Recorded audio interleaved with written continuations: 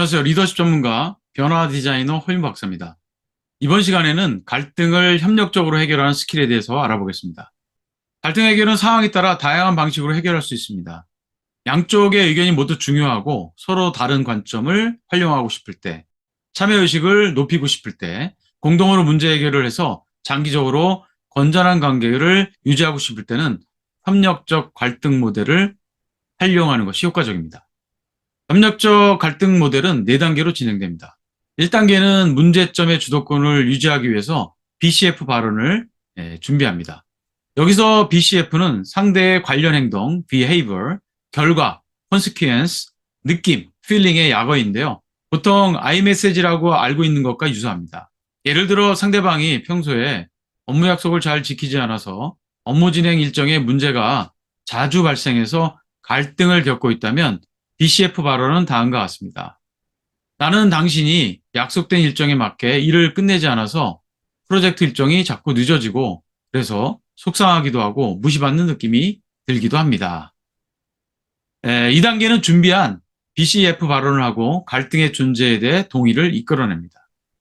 BCF 발언에 대해 상대방이 반응할 기회를 주고 상대방이 이해를 못하거나 문제를 인정하지 않을 때는 사실을 중심으로 끈기 있게 주장을 합니다. 만약 갈등에 관하여 상대방과 의견 일치를 보지 못한다면 대화 기회를 다시 잡거나 접근 방법을 변경해서 갈등 문제에 대해 상대방이 인정할 때까지 이야기를 나눕니다.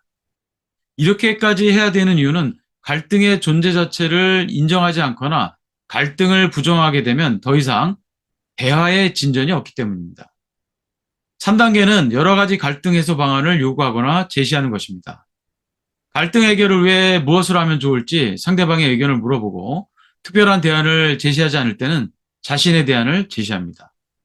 2단계에서 주의할 점은 상대방의 의사를 일방적으로 변경시키려는 것이 아니라 서로 협조해야 한다는 입장이라는 것을 염두에 두고 상대방이 문제는 인정하나 문제 해결에 소극적일 때는 공동의 목표를 강조하는 것이 중요합니다.